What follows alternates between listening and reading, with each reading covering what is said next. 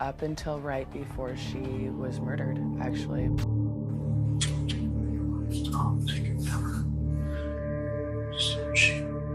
However, I have to kill anyone for anything. It's not my nature. Young agents, as you can see, it would be an interesting case. A 30-year-old popular teacher is killed in her home while her husband is out of town. Desiree Sunford was a 30-year-old teacher living with her husband Scott. He worked at a military training center. He had been in the army. Desiree and Scott got married in 2003 and seemed to be a perfect couple. They loved to spend time together, especially outdoors, riding their motorcycles. However, the couple had secrets, and the secrets came out after Desiree was killed. Sheriff's Office. Hi, ma'am. This is Scott Sunford. Today at 324, 327, and 328, I had 3 census trips, and I've been out of town with family for a funeral. My wife was home. Okay. I just got home, and the board that I have over my back door has been broken. So somebody has forced their way in, and I haven't heard back from my wife. I need an officer here now. Okay. And what's your wife's name? Desiree Sunford. A 911 call came into the Yakima County Sheriff's Department at 8:30 p.m. on April 7, 2013. The call was from Scott Sunford. He said that he had been out of town and couldn't get a hold of his wife all day. He said the alarm had been tripped and wanted the police to check on her. The police arrived at the Sunford home, which was off a long road that had no street lights. Scott was waiting in the driveway and didn't want to go in the house alone. Scott was also holding a gun and he had it aimed at the house until the police arrived. The police saw that was super strange. They walked inside, which was completely dark. There was nothing suspicious until they walked into the master bedroom and found Desiree dead on the floor. She had been shot 9 times and had tried to crawl away. The police found several bullet casings around her, and there was a shoe print found in blood. The police wanted to interview Scott to determine when Desiree was killed and where he was during the murder. The police disarmed Scott and told him they wanted to ask him some questions. At first, Scott was talking about his gun and where he got it. Detective David Johnson thought that was weird because they just told him that his wife was killed. He also hadn't asked them what happened or how she died. Scott told the police that he had just returned from the Tri-Cities. He had gone to a funeral. He said he hadn't been able to get a hold of Desiree and was worried when he was driving home. He said he didn't even think something was wrong, not even when the alarm had tripped. The police wanted to question Scott back at the station. They found his behavior really odd and wondered why he hadn't gone into the house. He had a gun and military training. Did Scott know more? While Scott was in the interrogation room alone, he was talking to himself and telling himself not to cry. You talking to me now about what happened out at your house? Of course. Okay. As much as I can. I mean, I can't help you too much. I wasn't there, but... Well, I wasn't either, and I just got here, so that's where I'm asking you to jump in and help me fill in the blanks as far as what led us out there. Told her, it's kind of rainy, it's windy, tired as hell, long day, and they want to do a breakfast get-together in the morning. I'm going to stay here for the night. Did she indicate that anything was wrong or everything seemed okay? No, it was fine. Yeah, it was just a quick, hi, yeah, looks like I'm going to stay. It's going kind of long. Love you. Talk to you soon. See you tomorrow. mentioned that you got a bunch of alarm hits through your phone at like 3 in the morning. All along the drive home, I just kept calling her randomly, trying to get a hold of her. My stomach was churning. I was shaking. I had convinced myself by that point something had to be wrong. Okay, and so why not go in the house and check things out and make sure she's okay? Because I was afraid. What were you afraid of? When I saw that back door, I just couldn't decide whether I could deal with what I may or may not see. You said you were in the military? Yeah, 13 years. 13 years? Did you get deployed in combat areas? Yeah, had a couple deployments. Where at? Iraq. Iraq. Well, I'm just thinking, you're a big guy. You're 6'4". Somewhere up there. 6'4", 250. You got a firearm on you. You've been in combat. I mean, you've done some serious shit that most people will never do. So if anyone's going to be willing to go charge it in the house and make sure their wife's okay, it would seem to me that it would be you. Well, it's not that I was afraid of anybody being in there. I'll take on 100 people for her, that's fine. Yeah. That wasn't the concern, it was her. You just don't want to see what may have happened to her. Yeah. And what did you think you might see if you went inside? Roll around 1,000 of the worst things you can think of. How long have you two been married? 10 in November. Met in middle school, started dating in high school.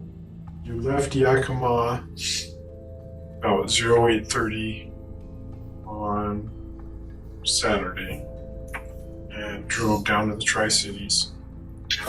And you were there all day at the funeral with your family. Then you stayed at your dad's in Kennewick.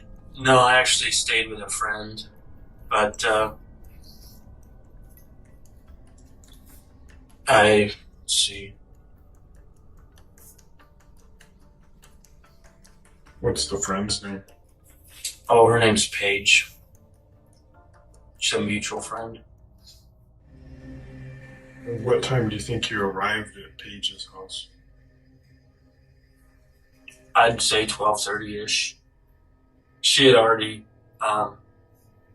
went and laid down, so I had to go wake her butt up. Did Desiree know that you were going to Paige's? I don't know, honestly. It's not something you had discussed with her? No. No, Paige would come stay with us. We'd stay with her. Was it just a platonic friendship, or did you have Well, an actual relationship with Paige? You know, I shouldn't go there because it's kind of rude, but, well, Des didn't want me to say anything to anybody, but at one point, her and Paige had a little thing going for a while there, a little experiment. Okay, so it was Desiree and Paige who had the sexual relationship? Yeah. But not you and Paige? Or We all did. Sometimes you and Paige too? Honestly, we all did. The police were able to determine that Desiree had been killed between 10:30 p.m. and 3:30 a.m. Her phone records showed that she had last spoken to her mom on April 6 at 10:30 and the alarm tripped at 3:20 a.m. The police asked Scott what he was doing at the time. He said he was in the Tri-Cities and stayed with a friend named Paige. He said he arrived at Paige's around 12:30 a.m. and slept on the couch. Scott was asked what his relationship with Paige was like, and he said that they were just friends. He also told the police that he, Paige, and Desiree had a three-way relationship and that everyone was happy with it. So it sounds like you and Desiree have a pretty open relationship. Generally, No? Generally, no. Just with her. Just with her. There's a special relationship with Paige. Yeah. So you don't think it would not have bothered Desiree to know that you were going to stay with Paige? No. And honestly, we didn't even do anything. I was out on the couch anyways, because... So we can about wrap it up here. It's 03:32 hours on April 8th. The police ended the interview and wanted to get in contact with Paige to get her side of the story. I understand that you're a friend of Scott and Desiree. Yeah. I met Scott in February 2011, and we became friends. I met his wife, Desiree, in May of the same year. So you were involved in a sexual relationship with Scott, and Desiree knew about it. I was also sexual with her as well. When was the last time that you saw Scott? Saturday. He came, he had a funeral in Tri-Cities. To be real honest with you, your story seems almost too clean and perhaps coached from Scott, because your stories match too well. If you know anything regarding this death, and you're trying to make up a story or protect Scott, the truth is going to come out eventually. The police asked Paige what her relationship with Scott was like, and she said they were really close friends and that it had turned intimate. Paige also confirmed that they did in fact have a three-way relationship, but that Desiree wasn't comfortable with it anymore. Paige and Desiree had exchanged messages about it, and Paige had sent a message along the lines of, "If something happened to you, then I would replace you." Paige also confirmed that Scott had arrived around 12:30 a.m., but that he didn't sleep on the couch. The two stories were very similar, and they asked Paige if Scott had coached her on what to say.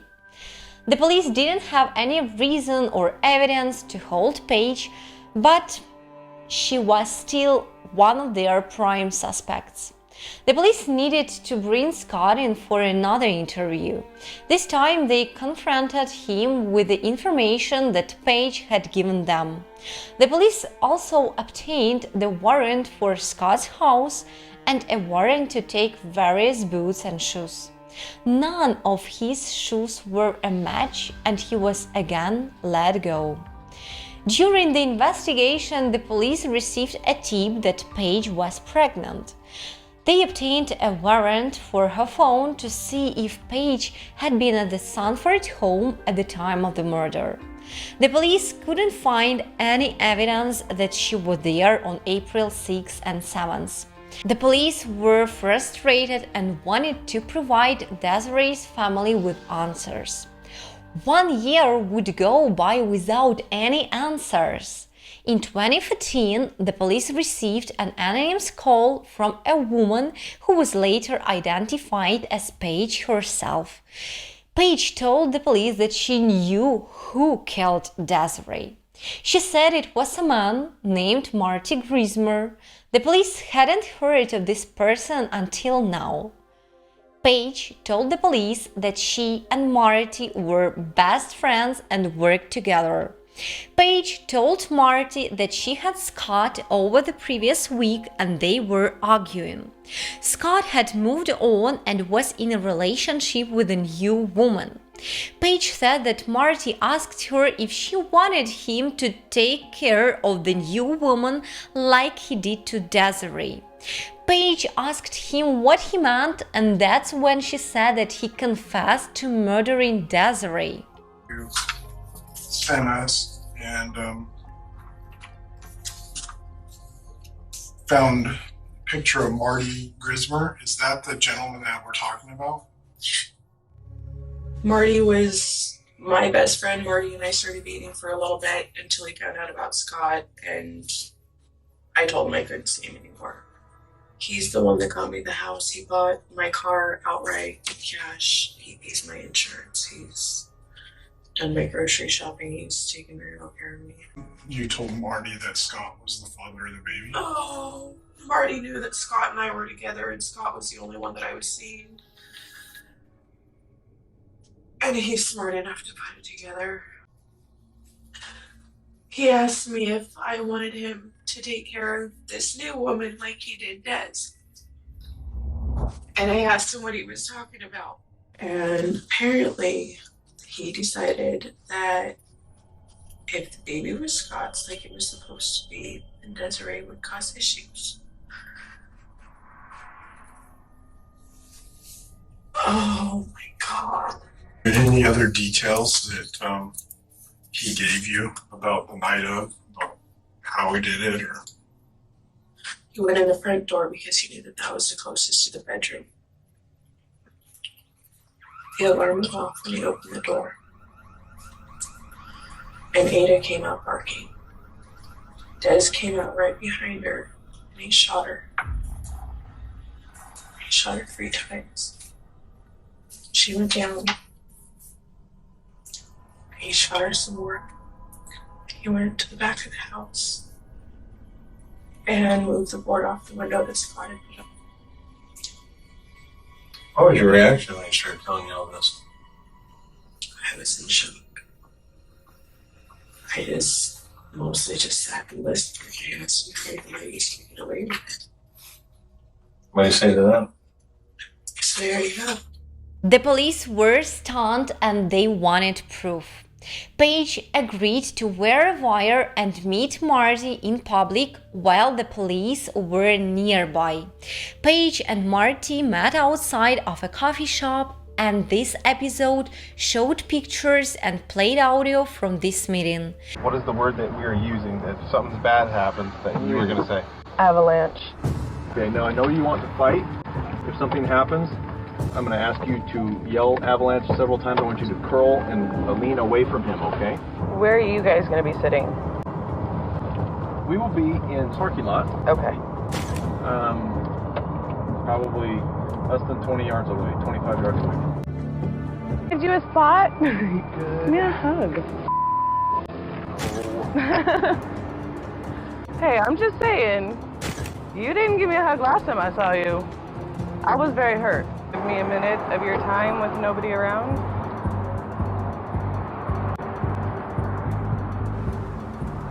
Because I know that you said that there was no evidence. So I'm just wondering for sure if there's nothing left. I don't know what you're talking about. I don't have anything. You haven't done anything.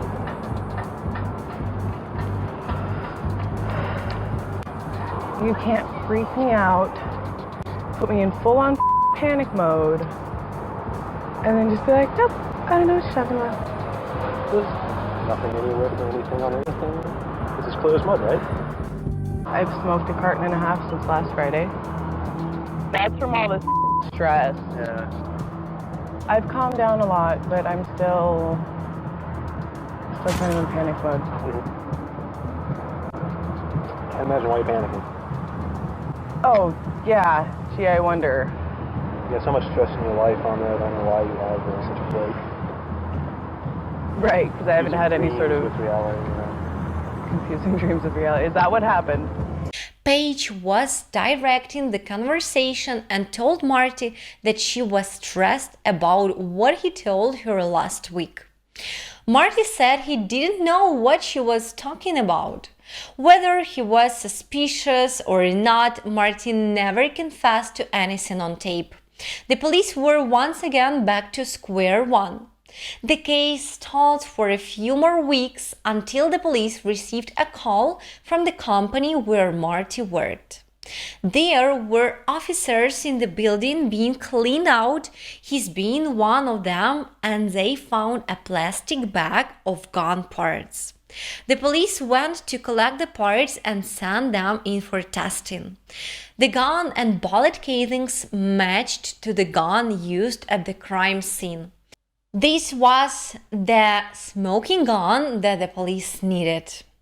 The office where Marty worked also found a laptop, jewelry, and a jewelry box that were confirmed to have been stolen from the Sunfords a few weeks before the murder. Next, the police obtained search warrants for Marty's apartment and his dad's house. The police found a pair of Marty's shoes and gave them to evidence for testing. It came back as matching the shoe print found in the blood, and it also the same size that they were looking for. Marty was brought in for questioning. Desiree Sunford once. I met him in passing. I met Scott many times before that, but I never met his wife because we never had any functions or anything together. Okay. Ran a report that shows me all the guns that are registered to you, and it says that you own a Glock 9mm. Yes, I do. You do? Okay. Are you still on that? It's at my apartment in the back of my wife's van with a supply of ammunition. What's your relationship with Paige? It's been complicated over the years. I mean, she was the best man at my wedding. So, I mean, she was my best friend for a while there. You said she was the best manager with? Yes. Oh, okay. She was my best friend, so I had her be my best man. Okay. All right. That's a first. Were you two involved in a sexual relationship at one time? Not exactly, no. We just fooled around a bit on there early on, but I was taking care of things really financially.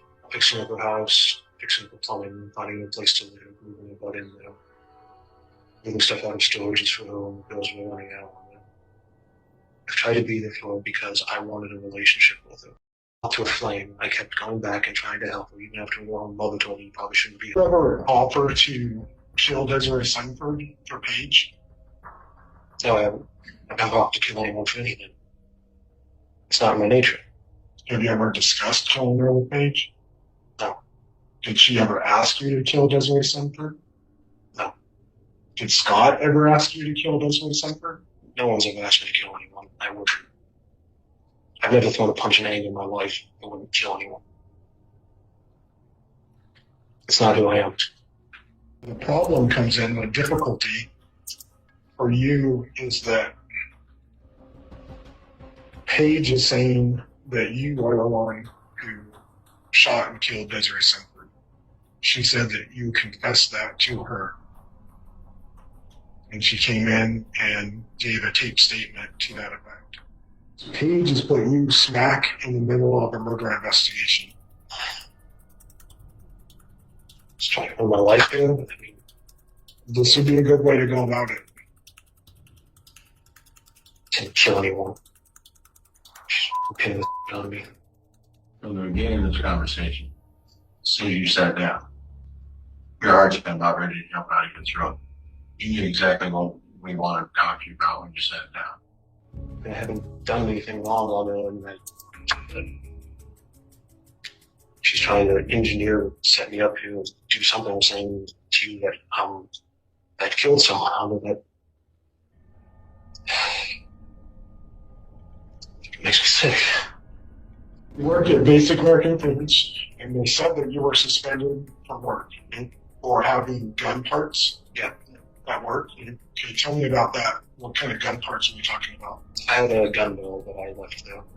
A gun barrel? Yeah. Okay. Is this gun barrel that we've been talking about?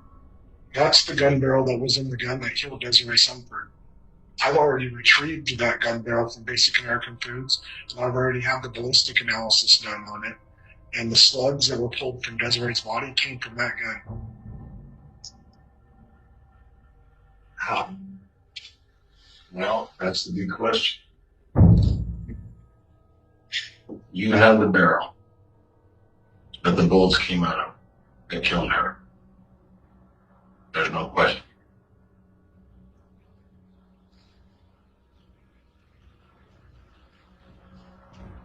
So we need the truth. And we need it now.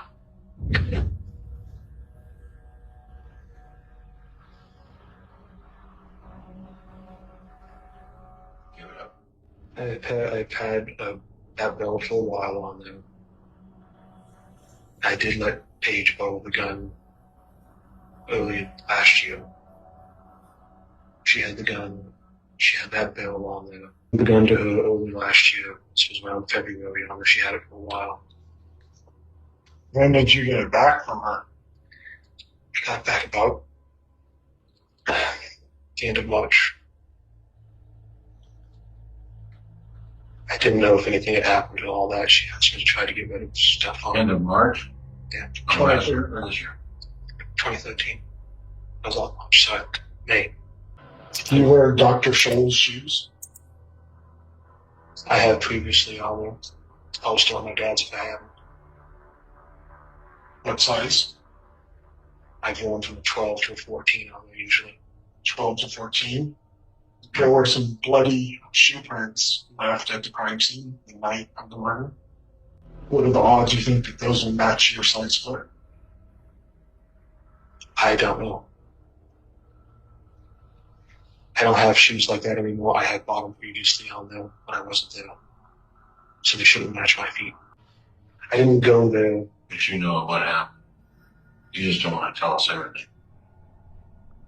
You're walking up to the edge. And we're asking you to go to the edge. Walk through the door. It's inside the truth, and you're refusing to do that. That's what we're seeing right now. Is it possible that Paige recruited you into a scheme and then just threw you under the bus? I definitely feel thrown under the bus, but I don't know. You know exactly what happened, Marty. You know exactly what happened. How would I know exactly what happened? Because you're involved up to your eyeballs in this case. You know that that barrel was used in the murder. Okay? And we both strongly believe that you're involved in that murder. Very strongly we believe that. I've never killed anyone. But you know who killed her. Were you present? No. I was not there. I was at home. I don't know who did it. I thought Paige had done it. That's all I thought. Well, I thought that Scott had done it, but I don't know. After everything you've done for her, after all the money, blood, sweat, tears, and love that you gave to her, and she turned around and hurt you. We have you. You're going to jail. So you can protect Paige all you want. I didn't kill anyone. But you're going to jail. What are you going to arrest me for? First-degree murder. Marty was charged with first-degree murder and he didn't show any emotion. The police believed that Marty killed Desiree because Paige had asked him to, and he wouldn't have done anything for her. The police also still believe that Paige and maybe even Scott had something to do with Desiree's death, but they still don't have evidence of that to this day. Marty entered an Alford plea, meaning he wasn't confessing, but there was enough evidence to convict him. He was sentenced to 15 years in prison. Desiree's mom, Connie, said, First came the date of her birth and spoke of the following date with tears. But he said what mattered most of all was the dash between those years. For it matters not how much we own, the cars, the house, the cash. What matters is how we live and love and how we spend our dash. A poem read at Desiree's funeral, read again in her mother's living room in Moses Lake, followed by laughter and tears. All remembering a woman her friends and family describe as wonderful, true, awesome, beautiful, inside and out. It's adventuresome. I mean, when she told me that she was going to learn how to ride a motorcycle and buy a motorcycle, I'm like, oh no, you're not. While Desiree has left this earth, her art lives on, right on her mother's leg. It's the last completed piece of artwork that she had done. And we just kind of adopted it as her symbol. It's not remembering the past that makes it so difficult for these women. That part is fun.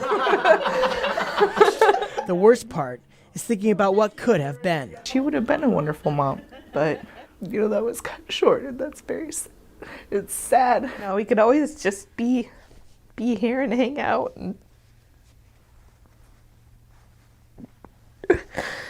it's just sad that you won't never know what the rest of her life would have held. And my daughter to look at me and go, I won't ever get to see Aunt Desi again. That was hard. All I remember is holding my head and screaming, no. Just no, no, no, over and over again. The reason behind why he did it is just, there are no words. I mean, the anger that I feel, the world is literally a sadder place without her in it. I go on telling her story, and that gives me some comfort to let the world know who my daughter was. That's all. So, I agree with the police, and I think Paige really manipulated with Marty into killing Desiree. I think Marty liked Paige, but Paige liked Scott. I don't know if Scott had anything to do with it. I don't think enough justice was served, but at least someone capable of murdering someone is off the streets. So, young agents, write down what you think about this case. Thanks for watching this episode, and see you soon. Bye.